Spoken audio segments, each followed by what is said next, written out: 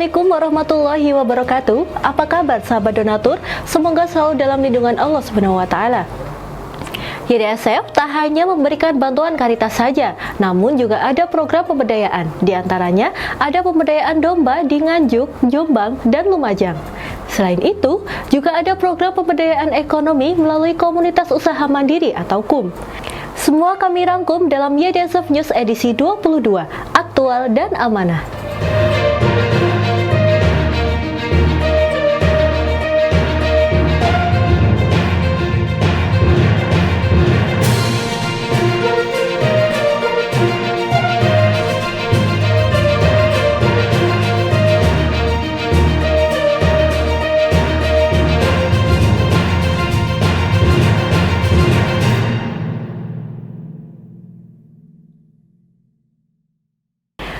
Pada 9 Agustus lalu, Yayasan Dana Sosial Al-Falah YDSF meninjau perkembangan domba di mitra kandang yang berada di Dusun Tugu, Desa Melorah, Rejoso, Nganjuk.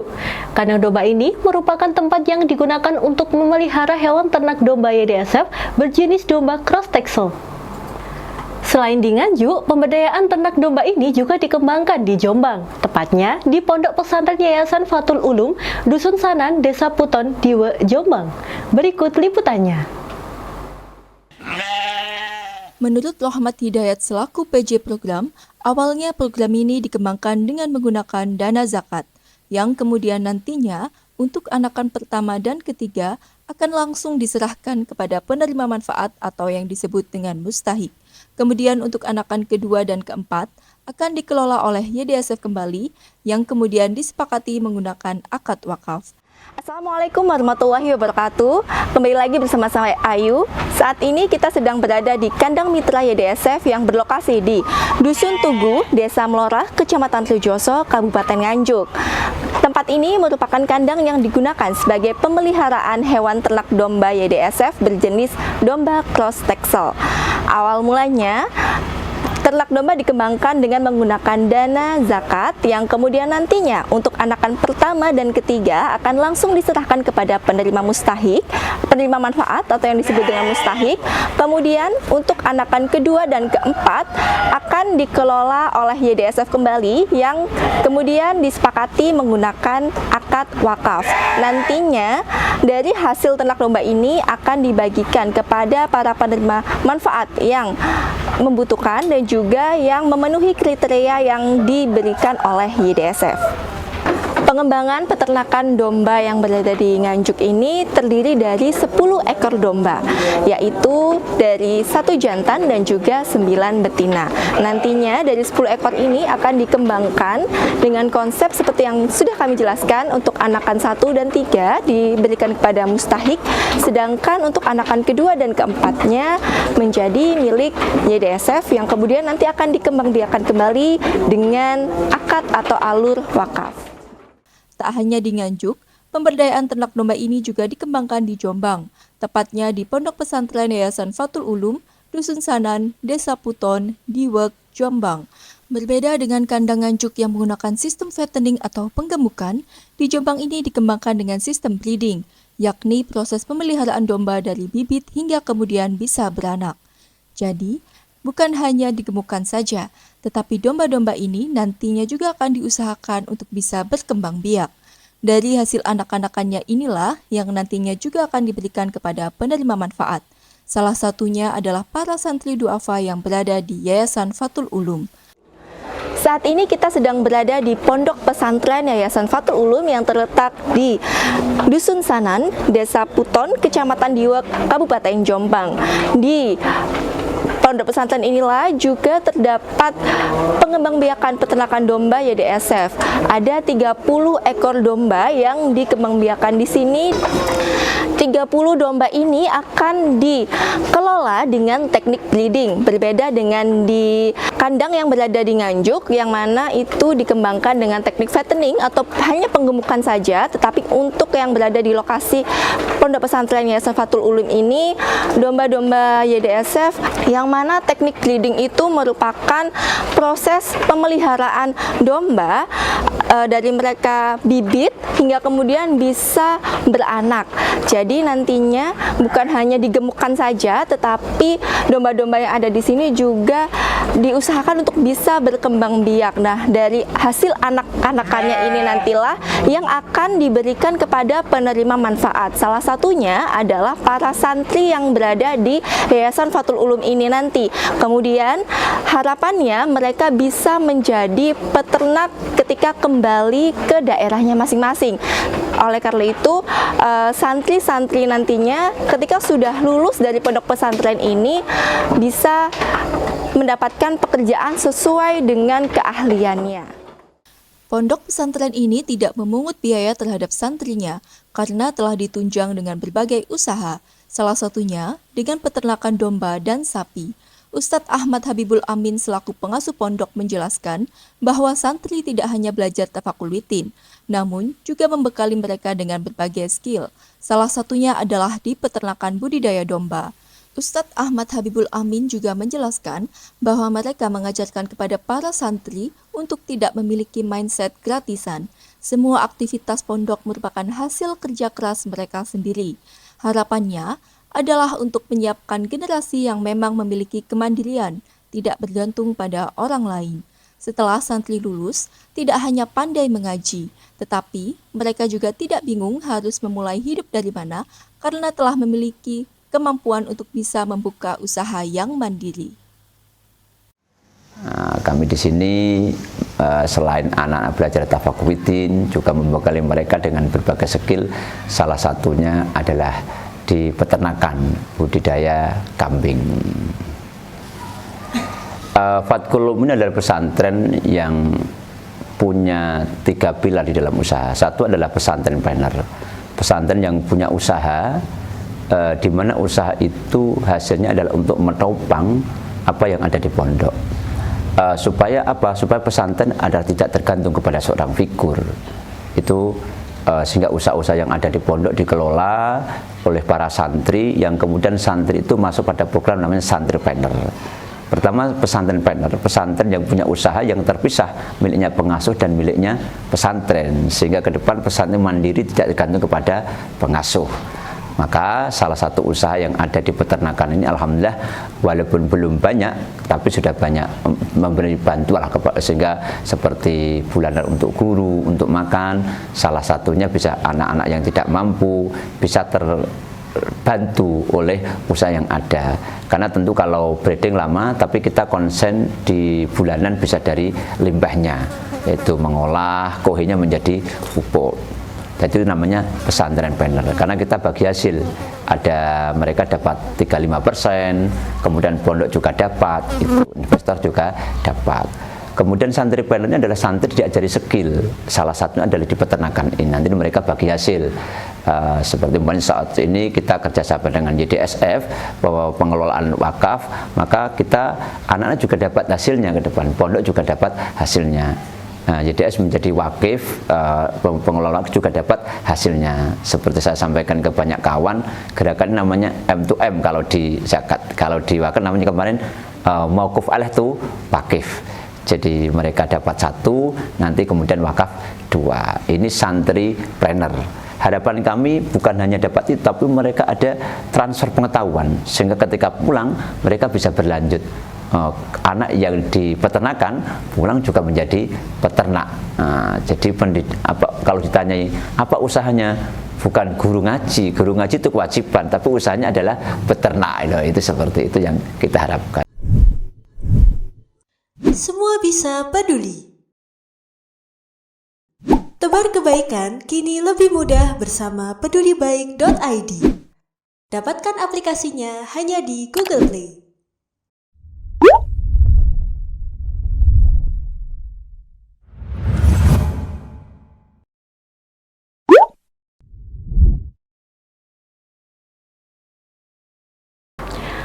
Program pemberdayaan domba bagi penyintas Semeru yang dimulai sejak Desember 2022 lalu kini telah membuahkan hasil.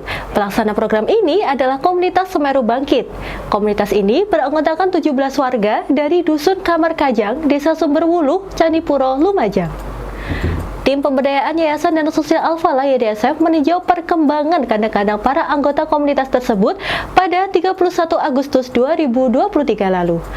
Bagaimanakah perkembangan pemberdayaan domba ini? Mari kita saksikan liputannya.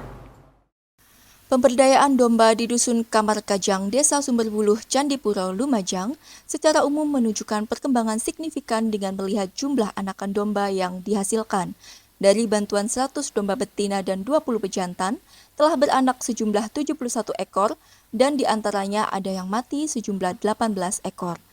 Menurut Rohmat Hidayat, Ketua Komunitas Semeru Bangkit, anakan domba umumnya mati karena lahir prematur. Sedang untuk domba indukan, 8 ekor domba betina mati, penyebabnya rahimnya lemah saat melahirkan dan ada yang karena sakit. Kandang milik Rohmat ini beranggotakan 3 orang, yang awalnya berisi 28 ekor, kini telah berkembang menjadi 35 ekor. Beliau juga menuturkan kendala lainnya seperti indukan tidak bisa mengeluarkan susu, sehingga domba anakan terpaksa dibelikan susu sapi sampai berusia 2 bulan. Alhamdulillah, saya Bapak Rohmat yang telah menerima manfaat dari YDSF. Awalnya kandang saya ini dihuni ada 3 anggota. Terus kambingnya itu ada sekitar 28 ekor. Sekarang alhamdulillah perkembangannya lumayan bagus. Karena sudah banyak yang beranak, ada sekitar 12 ekoran yang beranak sudah. Cuma masalah kendala atau perkembangannya sudah biasa sebagai peternak. Ya juga ada yang meninggal. Ya cuma setelah dari awal 6 bulan yang lalu itu perkembangannya cukup bagus dari anggota-anggota yang lain. Dan ini semua kurang lebih sekarang 32 ekoran yang ada di sini. Untuk rata-rata kendala yang utama di sini tuh masalah susu, karena kapuran susunya banyak yang tidak turun atau tidak besar gitu. Makanya untuk sebagai peternak saya kendala yang sangat saya harapkan perubahannya untuk perhatiannya dari susunya itu. Untuk bedanya setelah ada bantuan domba dari YDSF, alhamdulillah saya lebih bersemangat untuk beternak, karena memang erupsi yang 2021 ternak-ternak saya juga habis semua. Makanya setelah ada YDSF, alhamdulillah sekarang lebih bersemangat. Itu umur berapa ini? Ini umur 1 bulan, Pak. Induknya meninggal. Susunya tambah besar. Assalamualaikum warahmatullahi wabarakatuh. Alhamdulillah dalam kesempatan ini saya mau menyampaikan ini adalah salah satu kandang yang ada di komunitas kelompok ternak Semeru Bangkit, yang mana kelompok ternak Semeru Bangkit mendapat titipan amanah dari para donatur yang menitipkan ke YDSF. Dan alhamdulillah untuk kandang di sini mendapat titipan amanah indukan 5 ekor, 1 pejantan. Untuk pertumbuhan sangat signifikan karena dari 5 ekor indukan ini sudah beranak 9 ekor dan 1 ekor ada yang beranak 3, 1 mati dan lainnya tersisa 8 ekor anakan dari domba tersebut dan sehat semua. Untuk kendala kami rasa tidak ada. Lain pula dengan kandang milik Samian, induk domba susunya lancar. Di kandangnya kini hadir 6 anak domba baru. Indukan 5 ekor, 1 jantan. 6 bulan ya. Sekarang jadi berapa? 12 ekor. Jadi beranak 6. Untuk pemberian pakan ada kendala, Pak? Alhamdulillah lancar. Ijuan. Full ijuan. Kula matur nuwun sanget kalih donatur Mugi-mugi diparingi rezeki kathah. Tak hanya domba, YDSF juga telah menyerahkan 825 bibit tanaman indigo vera. Setelah penanaman selama 8 bulan, telah dipanen sebanyak 2 kali. Sudiono selaku koordinator penanaman indigo vera telah merasakan manfaat dari tanaman pakan ternak ini. Ini mulai tanam kira-kira 7 bulan yang lalu, dan ini umur 6 bulan saya paneni. Untuk tanaman sekitar 150 batang, panen kemarin itu 20 ikat. Ini baru 1 kali, 2 kali mau panen lagi nih. Sisi positifnya, indigo vera ini sangat membantu untuk pengembangan ternak jenis breeding, karena bisa ngefull ke susunya itu bisa full begitu. Kepala Dusun Kamar Kajang Bustamil Arifin menyambut baik program ini demi meningkatkan perekonomian masyarakat setempat. Muslih, perwakilan YDSF berharap dengan pemberdayaan domba ini, para anggota dapat berkesempatan berwakaf. Anak domba pertama serta ganjil selanjutnya menjadi milik peternak. Untuk anakan genap kedua, keempat dan seterusnya menjadi aset wakaf. Assalamualaikum warahmatullahi wabarakatuh. Perkenalkan, nama saya Arifin. Saya perwakilan dari desa ataupun Kasun di Desa Sumberwulu. Alhamdulillah, karena adanya pemberdayaan domba dari YDSF, warga Dusun Kamar Kajang pada khususnya banyak yang beternak domba, dan alhamdulillah juga mungkin sangat berguna untuk warga Dusun Kamar Kajang untuk meningkatkan perekonomian masyarakat Dusun Kamar Kajang. Mudah-mudahan kedepannya untuk teman-teman peternak Dusun Kamar Kajang ini dapat berkembang lebih baik lagi ke depannya. Dan saya ucapkan terima kasih kepada YDSF yang telah sudi ke Dusun Kamar Kajang sini untuk melakukan pemberdayaan domba. Mudah-mudahan YDSF semakin amanah dan selalu berjaya. Mungkin cukup dari saya. Wassalamualaikum warahmatullahi wabarakatuh. Akad wakaf pun ditandatangani oleh ketua komunitas, disaksikan oleh Kepala Dusun Kamar Kajang.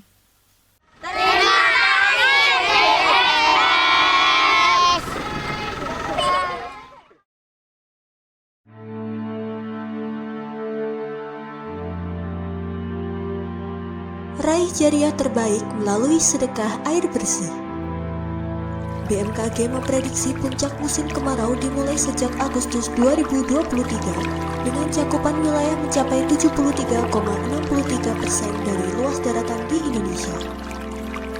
Mari bergotong royong memberikan partisipasi terbaik dalam pengadaan air bersih untuk masyarakat pelosok yang membutuhkan. Sedekah sekarang melalui Bank Syariah Indonesia 9999 000270 atas nama Yayasan Dana Sosial Al-Falah.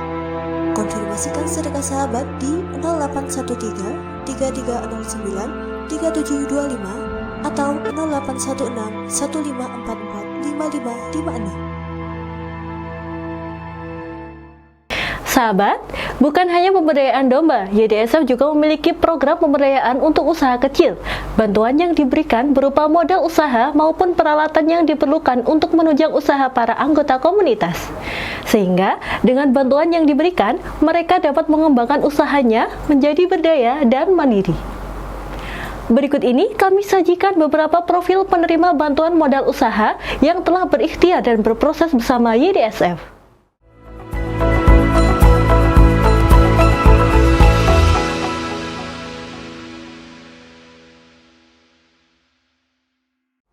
Anita Maulanawati awalnya membuka usaha jualan kue donat online.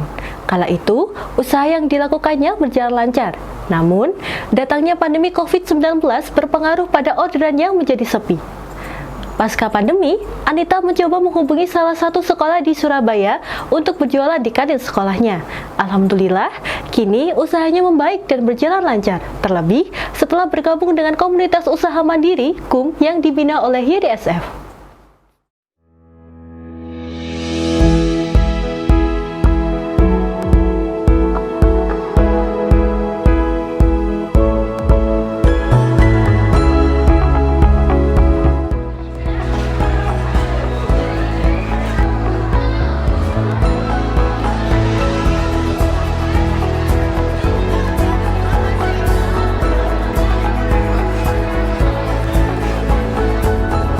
Saya mulai jualan di kantin SMP Wakid Hasim ini mulai itu 1 tahun yang lalu, sesudah pandemi COVID-19.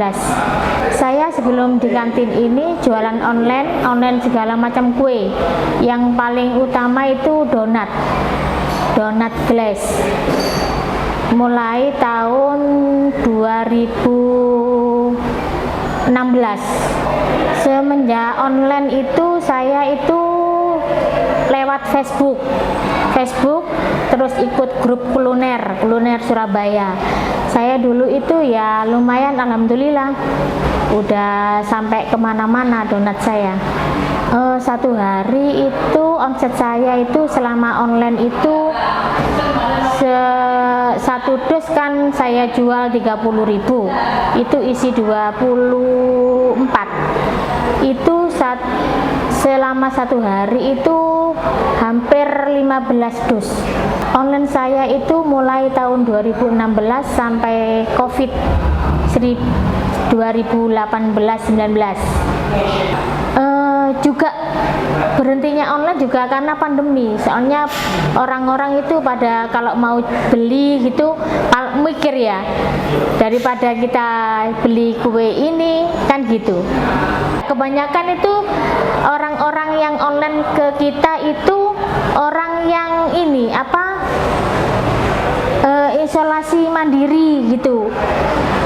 Kita itu ngirimnya itu ke hotel mana gitu, ke apartemen mana gitu. Terus orangnya itu ngomong, "Mbak, saya ini isolasi mandiri. Nanti kalau kirim donat taruh di depan pintu gitu." Omsetnya itu kalau pandemi kemarin kita menurun. Kalau rugi sih ya nggak begitu rugi ya. Kalau kita kan dulu kan selain online itu kan titip-titip ke kantin-kantin sekolahan, ke SD, ke SMP gitu. Kan kalau semenjak pandemi itu sekolahan kan tutup, nggak ada yang sekolah. Ya itu gara-garanya ya itu sepinya.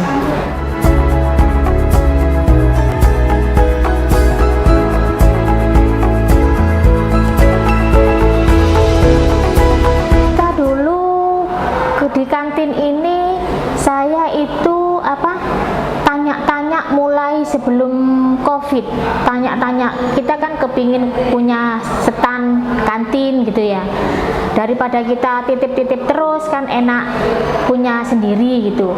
Saya tanya-tanya terus di semua sekolahan, ternyata dapat yang di sini di SMP Wakid Hasim. Duka di kantin itu kita banyak sukanya. Kalau dukanya ya memang kurang tidurnya gitu. Kalau malam kita bikin kue gitu, emang kurang tidur. Tapi ada ininya, ada senengnya, bisa pegang uang gitu.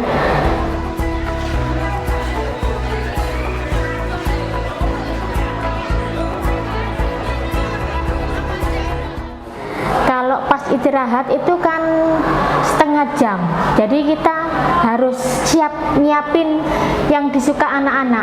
Jadi semua itu kue-kue diplastikin semua, ada yang 2000-an, ada yang 3000-an, jadi ditaruh ini yang 2000-an, ini yang 3000-an. Terus ST itu yang paling laris kan kita ST itu sudah nyiapin lebih dari 200 ST kita. Jadi kalau pas diserbu diserbu anak-anak pas istirahat langsung kasih gitu, jadi nggak begitu keteteran.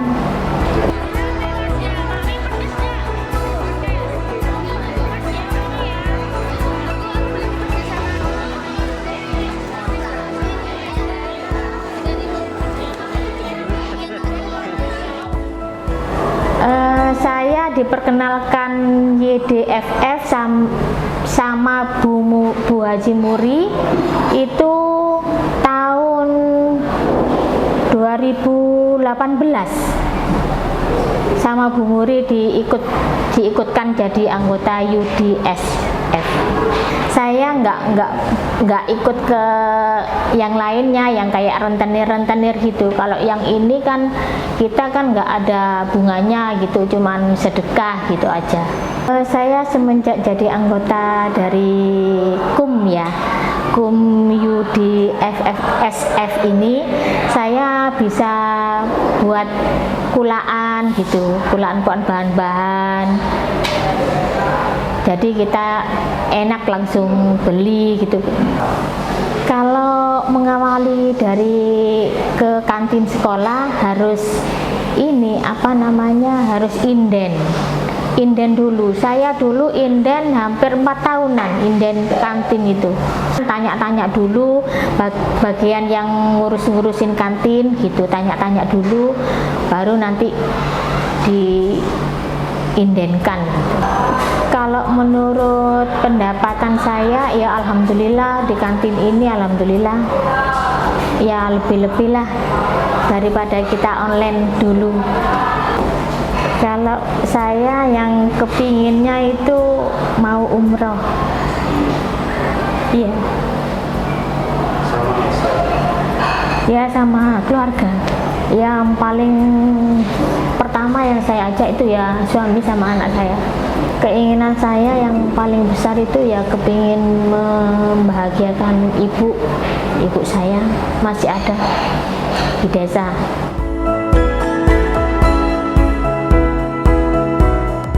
Saya semenjak ikut KUM UDSF ini, alhamdulillah saya bisa membantu saya tentang usaha-usaha saya. Saya bersyukur sekali dibantu sama UDSF.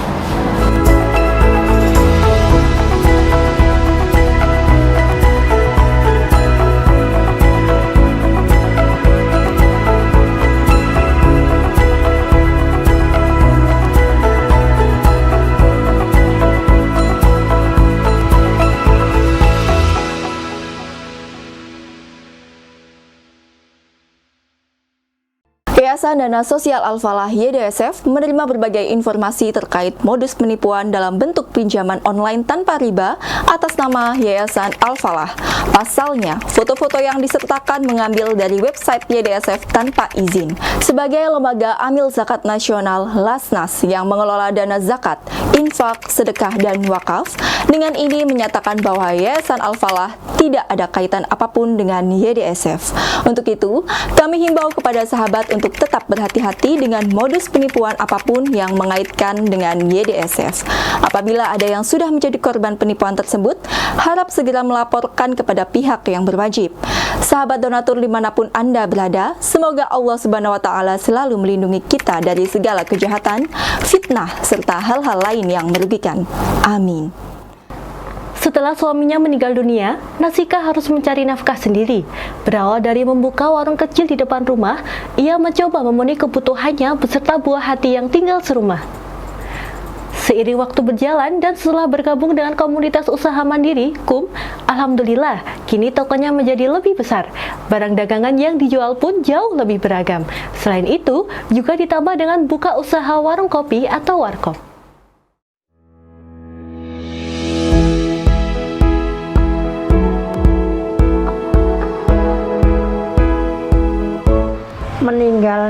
Meninggalnya itu tanggal 4 bulan 6. Sakitnya ya sudah lama Pak, 6 bulan obat jalan saya di Karangmenjangan. Sakit di dalam parunya ada tumornya itu ganas. supir taksi. Pertamanya itu supir taksi ada online itu kan sepi. GoFood, Shopee, GoFood itu lho Pak, makanan tuh. Sami ini jaga warung kalau malam, ibu kalau siang. Kurang lebih 8 tahun sejak saya pinjam di UDSF, dikasih modal simpan pinjam itu loh Pak, di UDSF.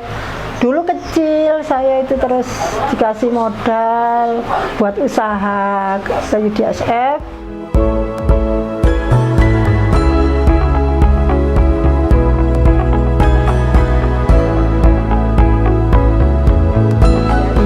Dibantu sama anak-anak itu Pak. 5 tahun, warkopnya 5 tahun. Kepikirannya gini Pak, bisa nambah-nambah penghasilan gitu. Buat anak-anak kan sudah menginjak dulu itu sekolah semua gitu. Bersih kurang lebih 75, kadang 50 nggak mesti Pak. Ya Alhamdulillah lebih banyak warkopnya. Penghasilannya kopi itu lebih banyak penghasilannya, es gitu.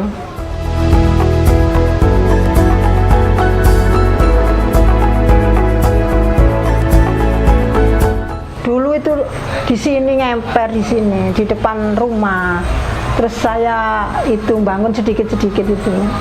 Pak, bantuan modal dari UDSF, usaha saya bisa berkembang besar ini gitu. Awalnya di emperan, sekarang sudah bisa membangun toko.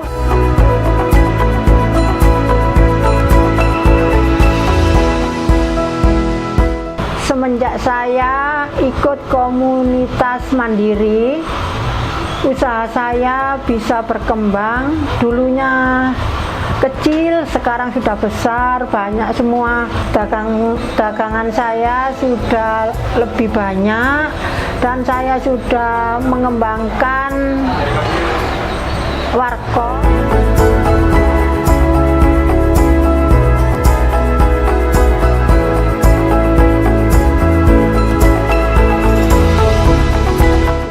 Umroh Pak, sama Bapak celeng-celeng dorong nyampe wis umroh sendiri Bapak.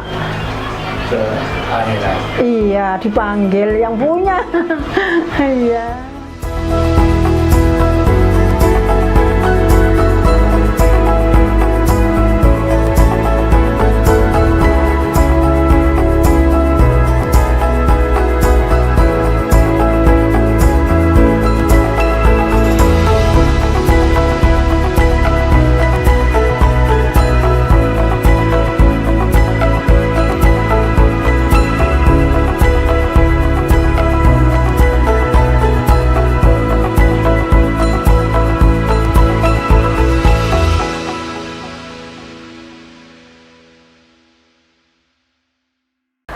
Wiwin Widayati bersama suami membuka usaha jualan bakso dan mie ayam. Selama beberapa waktu, usaha mereka berjalan lancar dan laris. Namun, saat pandemi COVID-19 melanda, menyebabkan dagangan mereka sepi pembeli. Saat Wiwin mengikuti pengajian dan bertemu temannya, ia disarankan ikut komunitas usaha mandiri binaan YDSF. Kini, Wiwin membuka usaha toko obat herbal di rumahnya. Alhamdulillah, perekonomian keluarga mereka kembali membaik.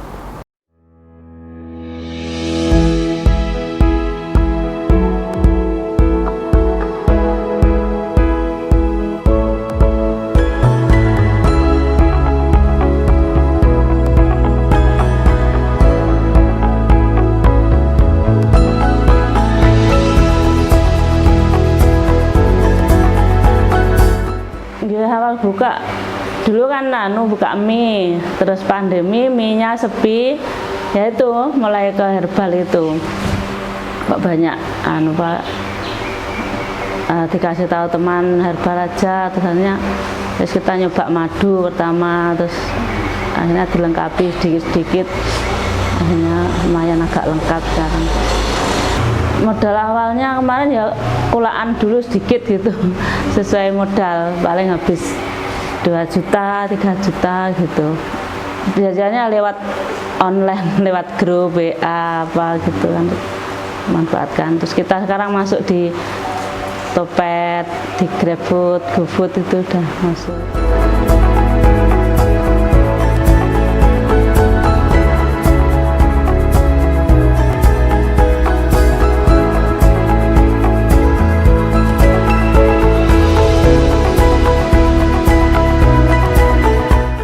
Untungnya sama ya Pak, cuma sibuknya mie, terlalu sibuk. Kesulitannya ya itu memang pembelinya nggak seperti kuliner gitu, terus dia musimannya kalau pas ada apa kayak gini musimnya orang sakit flu, paling yang laku ya cuma yang obat-obat flu gitu, nggak semua laku itu nggak. Terus pemasarannya kita kan tuh belum maksimal, nggak bisa maksimal.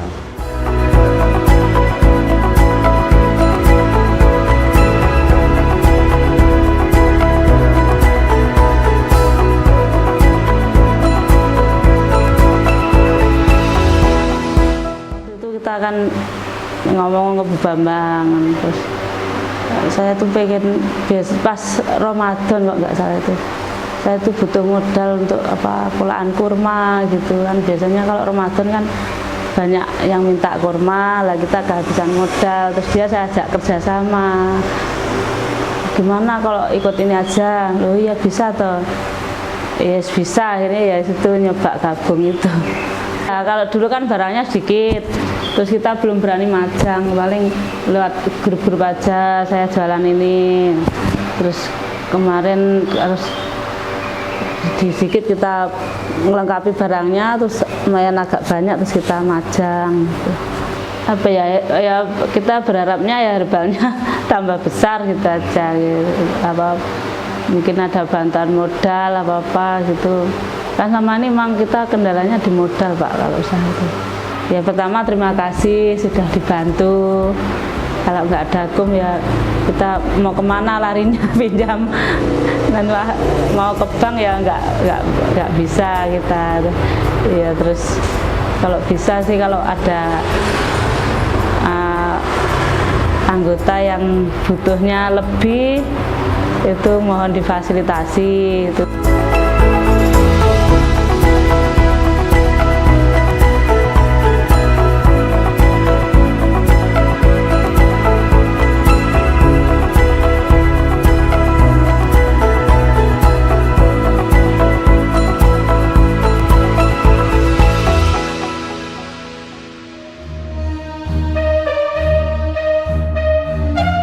Berita tadi sekaligus menutup perjumpaan kita kali ini. Semoga apa yang kami sajikan dapat menjadi inspirasi bagi sahabat donatur sekalian. Sahabat, mari menebar banyak kebaikan di sekitar kita.